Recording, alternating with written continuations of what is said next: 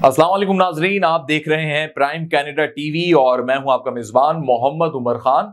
हम prime Canada TV पर आपके लिए खुसूसी सेगमेंट लेकर आए हैं और ये सेगमेंट है 5 जुलाई 1977 के पाकिस्तान में होने वाले उस तारीखी इकदाम के हवाले से जिसने जनरल जियाउल हक की सूरत में जमहूरियत का दरवाजा बंद किया और आमरीत का तवील एक दौर पाकिस्तान की सियासी तारीख में देखा गया।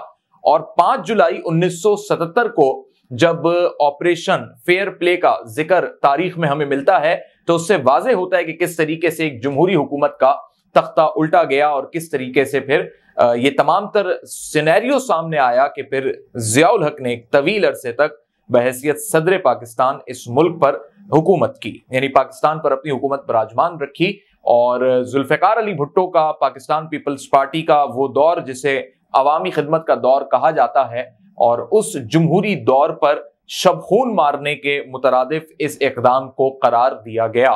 आज 5 जुलाई 1977 के इसी इकदाम के हवाले से हम गुफ्तगू करेंगे और ये खुसूसी सेगमेंट हम आपकी खिदमत में लेकर आए हैं। और ना सिर्फ हम तारीखी एतबार से इस पर गुफ्तगू करेंगे बल्कि आज पाकिस्तान के अंदर जो सियासी सूरत हाल है और जो हालात हाजरा हैं उस पर भी गुफ्तगू होगी। हमारे साथ कनाडा ओंटारियो से बराह रास्त मौजूद हैं, सीनियर तज्जियाकार हैं, पाकिस्तान पीपल्स पार्टी से ताल्लुक रखते हैं और सियासी मुबस्सिरीन में आपका शुमार होता है। जनाब इफ्तिखार मिर्जा साहब हमारे साथ मौजूद हैं। बहुत शुक्रिया इफ्तिखार साहब, आपने प्राइम कैनेडा टीवी के लिए वक्त निकाला।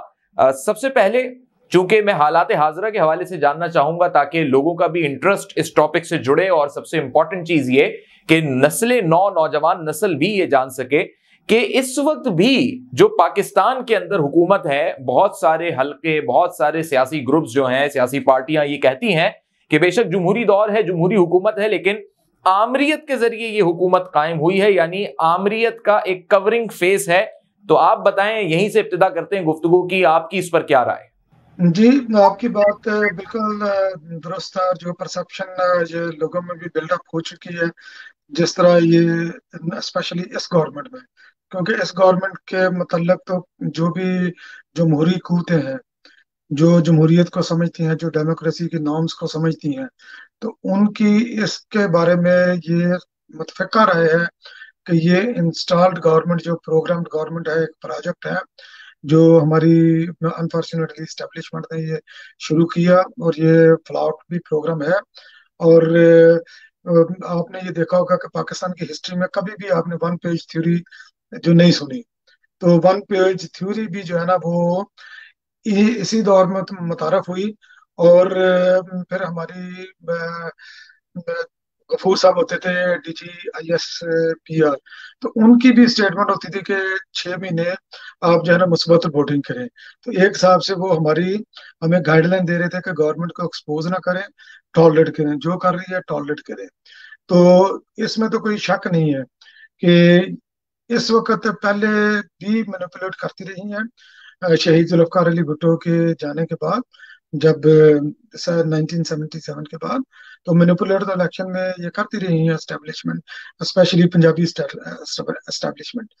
तो मगर इस तरह ओपनली और वोकली जिस तरह पब्लिक अब कह रही है कि आपकी इसके अंदर इन्वॉल्वमेंट है, एक तो उसमें आप ये भी कह सकते हैं कि सोशल मीडिया भी बड़ा इस वक्त स्ट्रांग है, टीवी चैनल बहुत है जहाँ पर अवेयरनेस जो है ना हमारे पास ज्यादा है। तो लोग ओपनली, लोगों को इस चीज का अदराक है कि इस वक्त वन पेज थ्योरी है और एस्टेब्लिशमेंट इस गवर्नमेंट के पीछे फुली खड़ी है। क्योंकि ये पॉलिटिकल गवर्नमेंट तो नहीं है, जैसे जब ये गवर्नमेंट इस तरह ये नैरो एज पर खड़ी हो ना, कि एक में सिर्फ एक आध वोट की मार रही हो ये गवर्नमेंट, और वो भी जो मांगे तांगे की गवर्नमेंट है, बानमती का कुंभा है ये। तो बानमती का कुंभा कितनी देर तक अपने आप को वो संभाल कर रख सकता है, कि जब तक के पीछे से कोई चमत्कार ना हो। तो हमेशा जो है ना वो जब भी इस गवर्नमेंट को कोई सीरियस चैलेंज हुआ है इस गवर्नमेंट को ओवरथ्रो करने का, तो वो चमत्कार वाले आ जाते हैं अपना चमत्कार दिखाने के लिए। तो इनको फिर सेफ पैसेज देकर तो पाकिस्तान की आवाम को उसी दलदल में, उसी जलालत में, कसम पुरसी में उनको वो धकेल रहे हैं, उसके अंदर अपना हिस्सा वो डाल रहे हैं, कि जो कि मुनासिब बात नहीं है। हमें पाकिस्तान के लिए सोचना चाहिए ना कि किसी एक पर्टिकुलर पॉलिटिकल पार्टी के लिए। अगर पाकिस्तान मजबूत है तो हमारी पार्टियां भी मजबूत होंगी। तो इस एंगल पर काम करना चाहिए अपने काइंडली। हमारे अदारे हैं, तो हम इन सब अदारों का हम एहतराम करते हैं। तो मेरी गुजारिश है, बीइंग ए ओवरसीज पाकिस्तानी, तो बराए मेहरबानी आपकी जो कॉन्स्टिट्यूशन की मुतय्यन करदा हदूद है उनके ऊपर रहें। आप हमारा फख्र है, तो आप अपने इस फख्र को बरकरार रखें और कॉन्स्टिट्यूशन की हदूद में रहें। अच्छा मिर्जा साहब, तारीखी इस इकदाम पर दो बयानिए हमारे सामने आते हैं। एक बयानिया तो इसके हक में है कि ये जमहूरियत पर शब खून मारने के मुतरादिफ था, 5 जुलाई 1977 का जनरल जियाउल हक का इकदाम। लेकिन बहुत सारे हल्के ये भी कहते हैं कि मुल्क की सलामती, खुद मुख्तारी के लिए ये एक जरूरी इकदाम था, जो उस वक्त सियासी कशमकश और सूरत हाल थी। यानी फौज अपनी मर्जी से नहीं आई थी, मार्शल लॉ जो है वो इम्पोज नहीं किया गया था, बल्कि हालात ऐसे बन चुके थे। आप किस बयानिए पर हैं? जी, ये दो बयानिए हैं ज़ाहिर है कि जिन्होंने ये वारदात की है, और वो वारदात भी ऑपरेशन फेयर प्ले के नाम से उन्होंने वो वारदात ये डाली थी, शब खून मारा था। और ज़ाहिर है कि जो उनकी स्ट्रेटजी होती है, अपनी स्ट्रेटजी के मुताबिक चले हैं, क्योंकि जब भी कोई इस तरह का coup करती है आर्मी, किसी जगह पर कोई एक्शन करती है हिस्टोरिकली, ये मार्शल लॉ से हटकर, तो वो नॉर्मली होते हैं तहज्जुद और फजर के करीब बिटवीन ये वारदातें ये इस तरह की होती हैं। तो शब खून उन्होंने मारा था, यकीनन उन्होंने रात को मारा था। और उसके लिए उन्होंने ये ग्राउंड उसकी पेव करके उन्होंने रखी थी। तो इसकी पेविंग करके वो उसके साथ चले थे, स्ट्रेटजी के साथ चले थे। तो स्ट्रेटजी पाकिस्तान को डिस्ट्रैक्शन करने के लिए उन्होंने की थी। और अगर कोई बंदा ये समझता है कि आर्मी ने, जियाउल हक की रजीम ने, कि ये ऑपरेशन फेयर प्ले करके पाकिस्तान के साथ कोई फेयर गेम की है, तो आप ना तो प्रो डेमोक्रेटिक फोर्सेस के स्टैंड पर जाएं, ना ही मिलिट्री के स्टैंड पर जाएं, जो या एस्टेब्लिशमेंट के स्टैंड पर जो हमें सेल कर रही है, जो हमारे जहनों में जो इंजेक्ट कर रही है। एक उनका अपना प्रिंट मीडिया है, इलेक्ट्रॉनिक मीडिया है, सोशल मीडिया है, जिसके ऊपर वो इस तरह की खबरें, इस तरह की थ्योरीज वगैरह ये सेल करती हैं। आप देखें कि यानी कि बिफोर 77, 1977, 5 जुलाई 1977, उससे पहले पाकिस्तान कहाँ पर खड़ा था और उसके बाद कहाँ पर खड़ा है। उस दौर के जो भुट्टो शहीद के दौर में जिन लोगों ने 1970 के बाद, इवन के आप ये लगा लें तकरीबन कोई, इवन उनके जाने के बाद, तो जुल्फ़कार अली भुट्टो के जाने के बाद आप देखें कि हमारे हमारे जो है ना, हमारे एजुकेशन, हमारे हमारे कोर्सेज कैसे होते थे। मुझे अच्छी तरह याद है, मैंने थोड़ा सा उस दौर में भी पढ़ा है। तो हमारे उस दौर में तसव्वुफ का, औलिया कराम का तज़किरा था। और औलिया कराम जो है ना, जैसे शाह अब्दुल लतीफ भटाई, तो उनका एक एक फलसफा इश्क है उनका।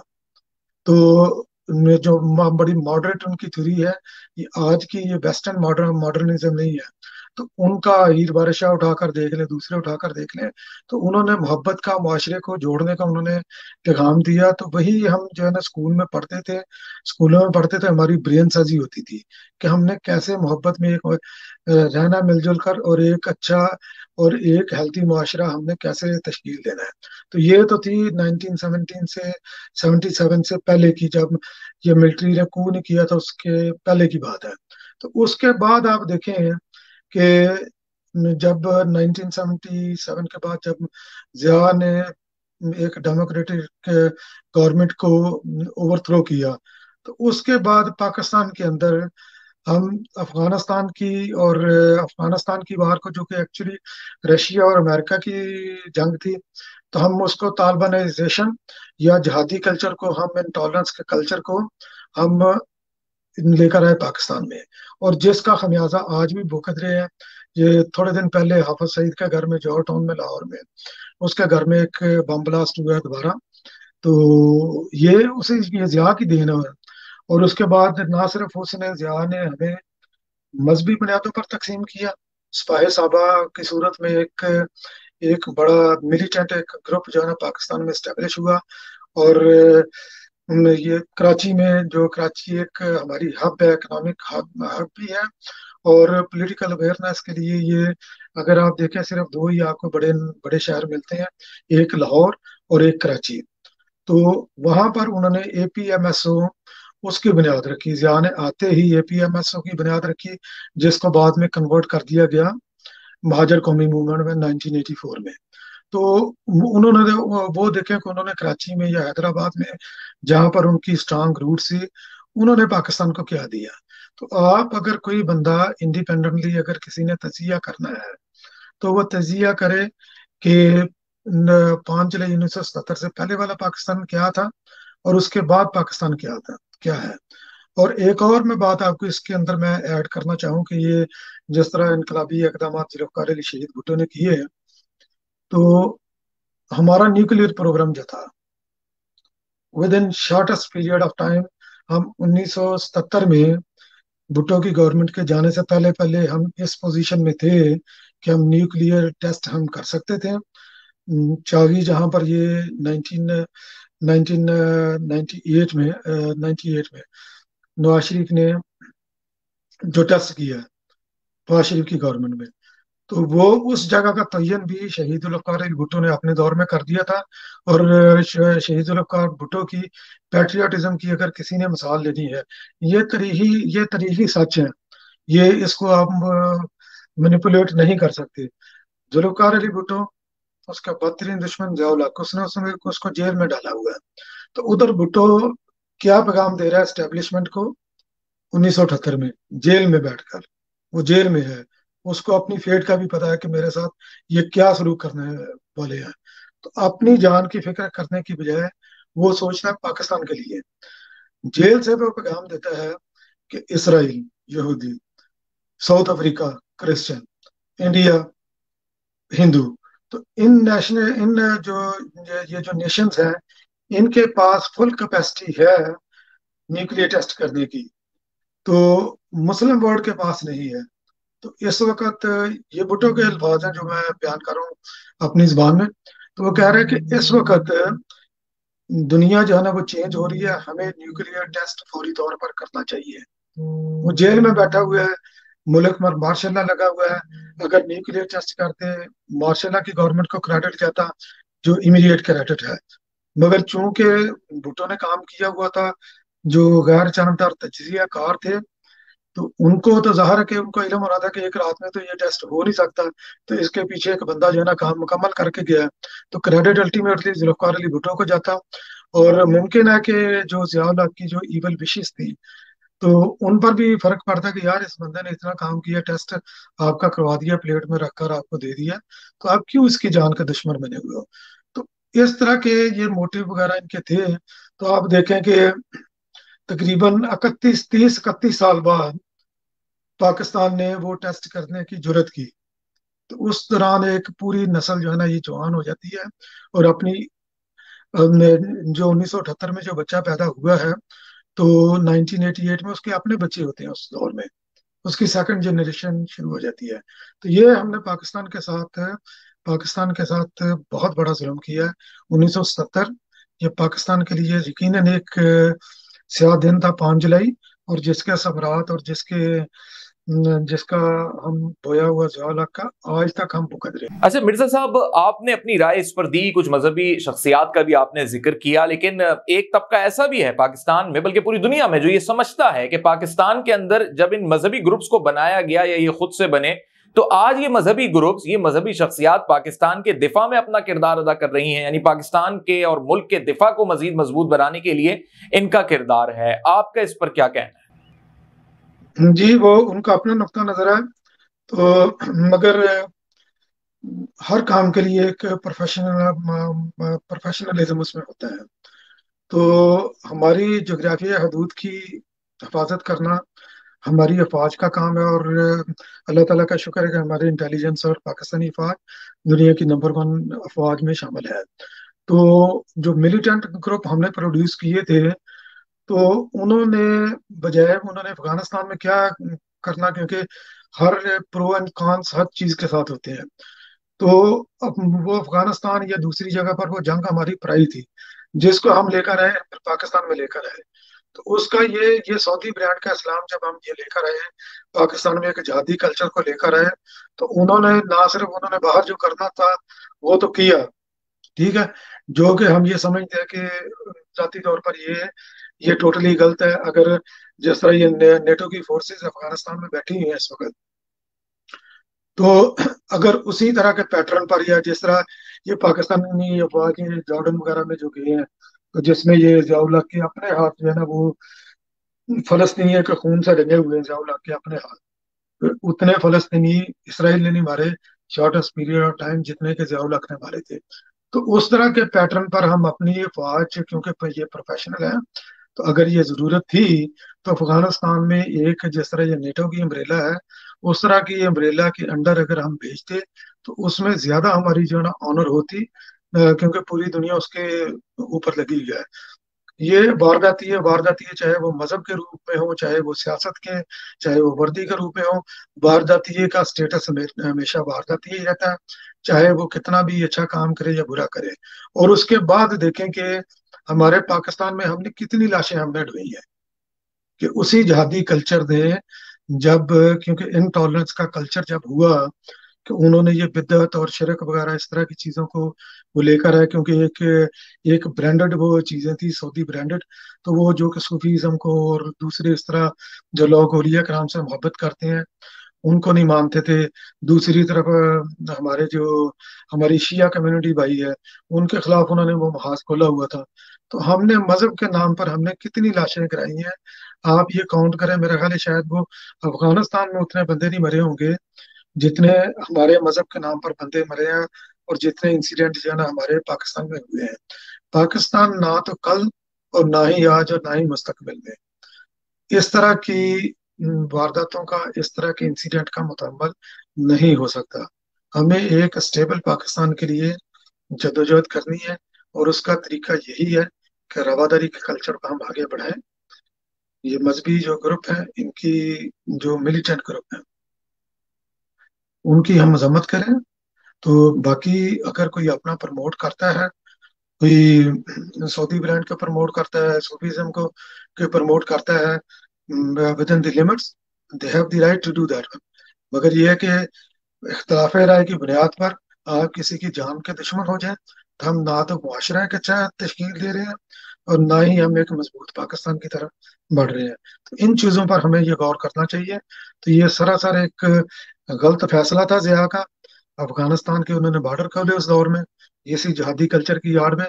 تو آپ یہ دیکھیں کہ اس وقت یہ جو افغانستان سے لوگ آ کر جو بیٹھے ہوئے ہیں انہوں نے ہماری اکانومی کا کتنے پرسنٹ انہوں نے کنٹرول کیا ہوا ہے ہماری اکانومی کو، اسپیشلی یہ جو لاجسٹک وغیرہ کی یا دوسری اس کا یہ ہنڈی وغیرہ کا یہ کام ہے، یا دوسرے جو سود پر پیسے وغیرہ دیتے ہیں اس طرح کے.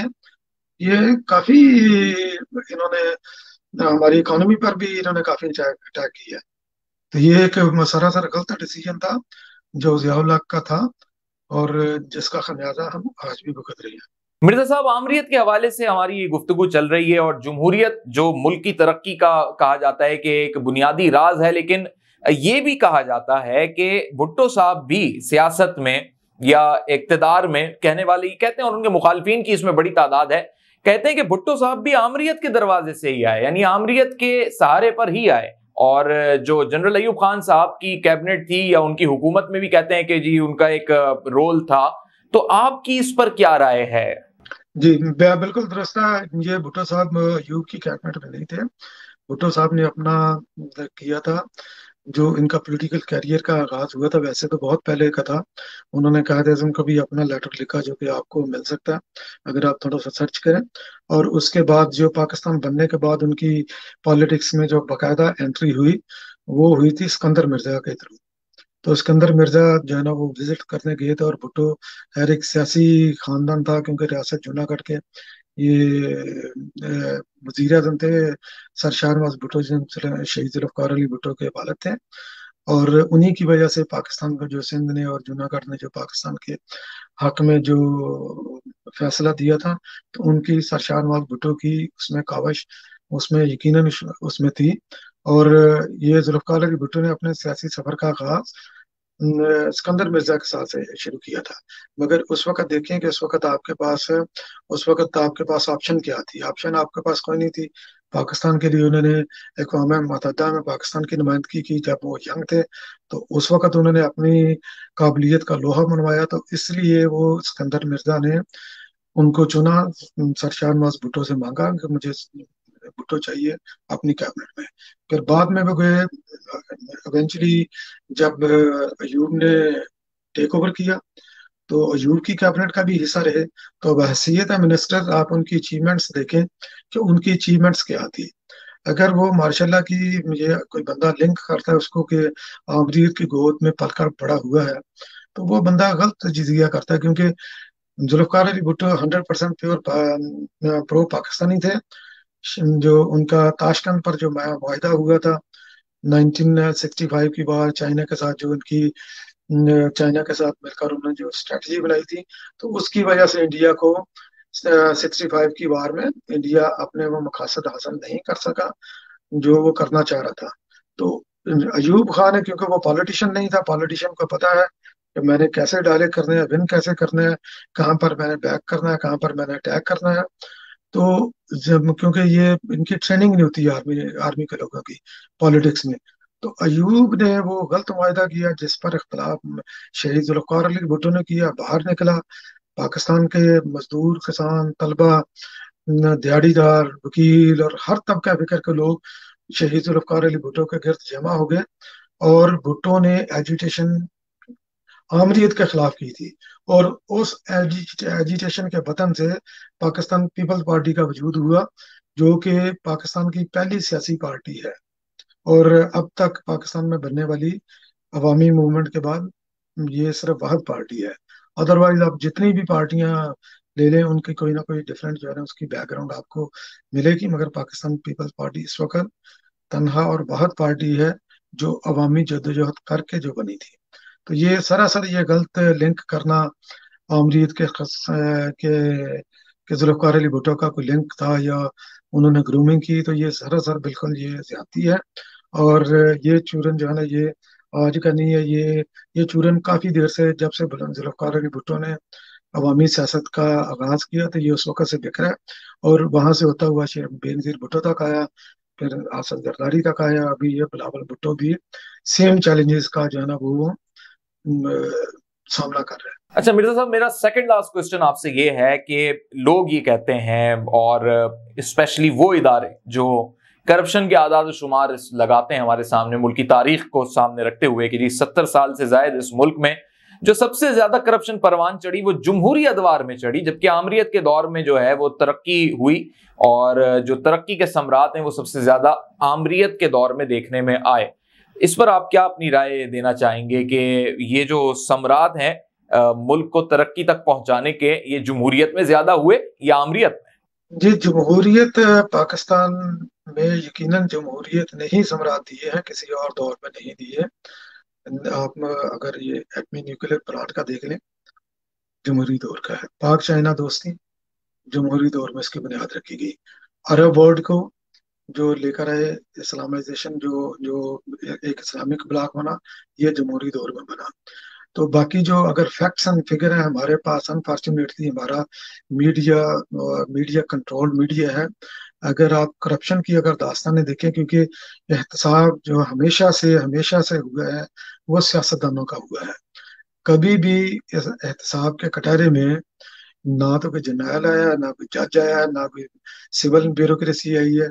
एहतसाब के दायरे में वो कभी आए नहीं है। अगर दिखावे के लिए किसी को उन्होंने किया भी है, तो बाद में उसको मक्खन से बाल की तरह निकाल लिया है।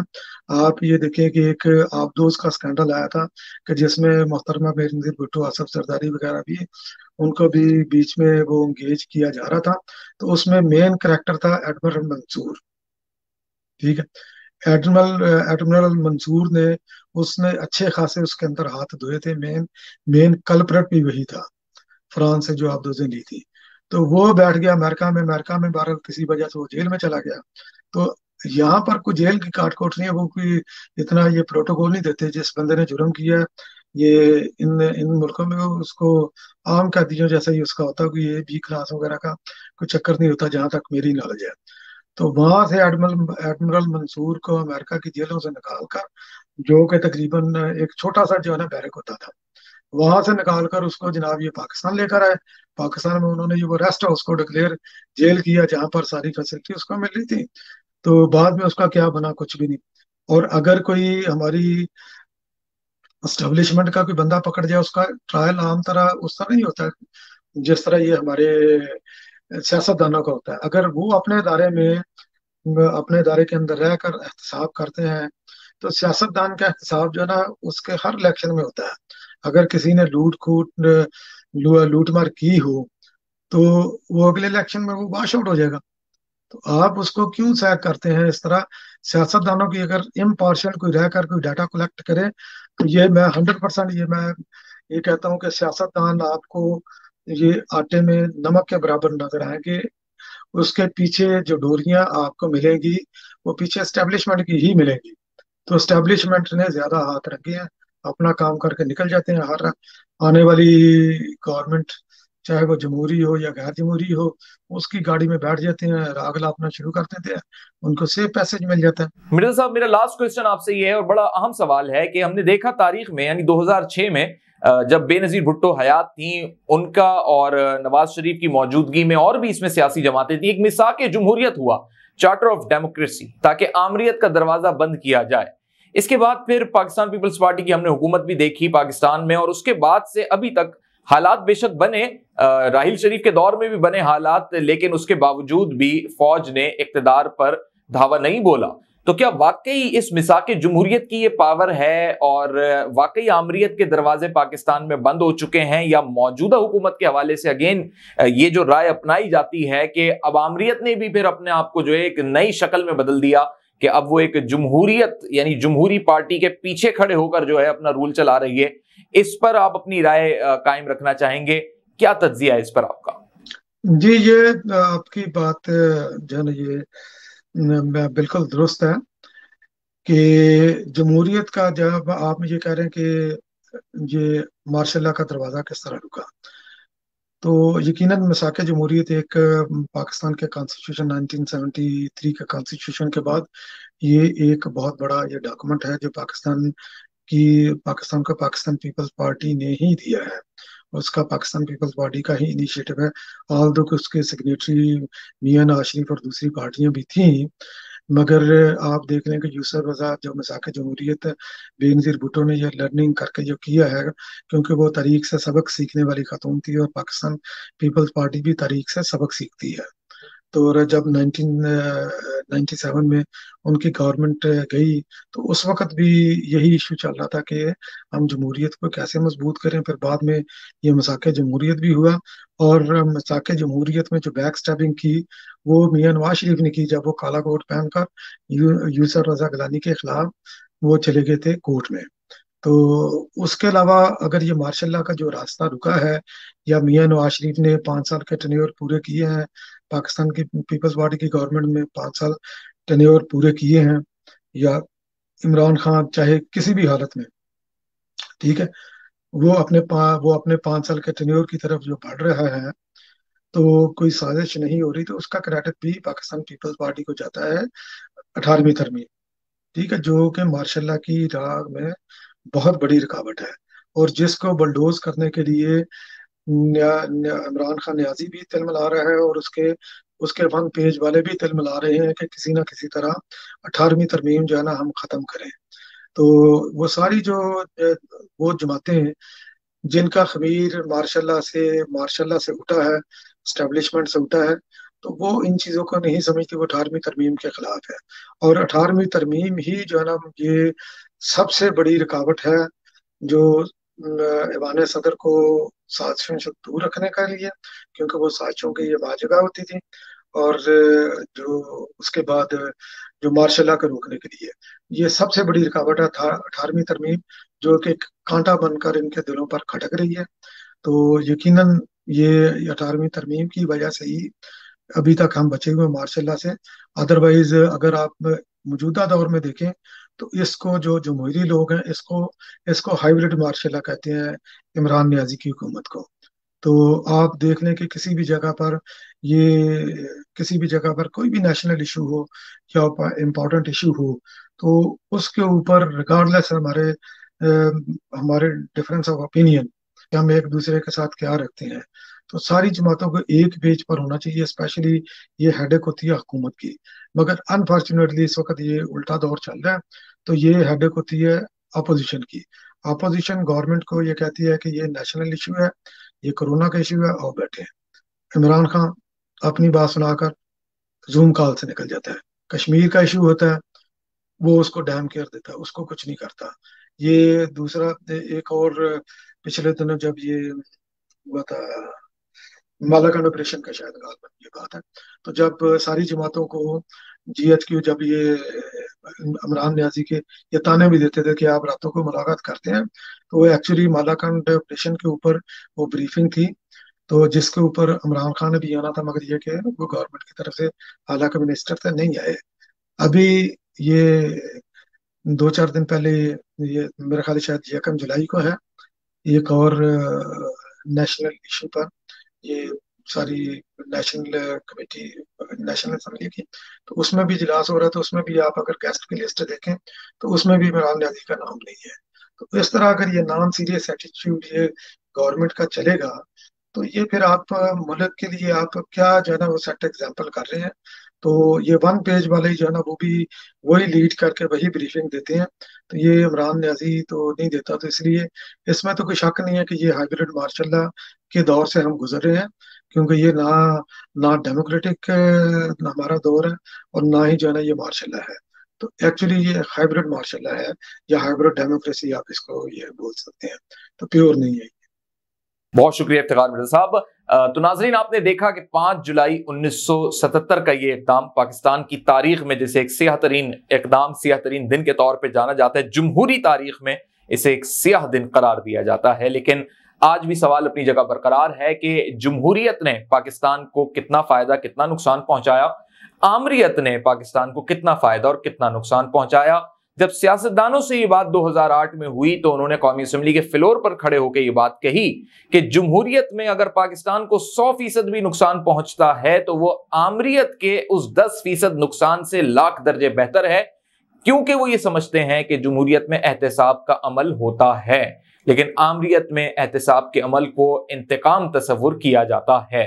यही वजह है कि पाकिस्तान जो कि एक इस्लामी जमहूरी रियासत है, इस इस्लामी जमहूरी रियासत में आईन पाकिस्तान के तहत जो भी कवानीन मौजूद हैं, अगर उन पे सही मायनों में अमल किया जाए तो जमहूरियत पाकिस्तान की तरक्की की जामिन बन सकती है। लेकिन अफसोस का मकाम यह है कि जब हमारे सामने करप्शन केसेस आते हैं और मनी लॉन्ड्रिंग के केसेस आते हैं, मनी ट्रेल के केसेस आते हैं, तो उसके बाद फिर जमहूरियत का सर भी शर्म से झुक जाता है। लेकिन इसमें कहीं भी ये बात शामिल नहीं है कि आमरीयत ही पाकिस्तान का मुस्तकबिल हो या आमिराना तर्ज अमल ही एक सही हुक्मराना तर्ज अमल है, ऐसा कहीं भी नहीं मौजूद है। आईने पाकिस्तान पर अगर आज भी जमहूरी कुव्वतें सही मायनों में अमल करें और सियासतदान पाकिस्तान से वफादारी निभाएं, तो यही रियासत पाकिस्तान जमहूरियत के दरवाजे पर खड़े होकर लोगों के लिए तरक्की के, पूरी दुनिया के लोगों के लिए तरक्की के दरवाजे खोल सकती है और पाकिस्तान वो मुल्क बन सकता है जिसका ख्वाब अकाबरीन ने देखा और इसके लिए हमारे असलाफ ने कुर्बानियां दी। अपने मेजबान मोहम्मद उमर खान को दीजिए इजाजत। देखते रहिए प्राइम कैनेडा टीवी।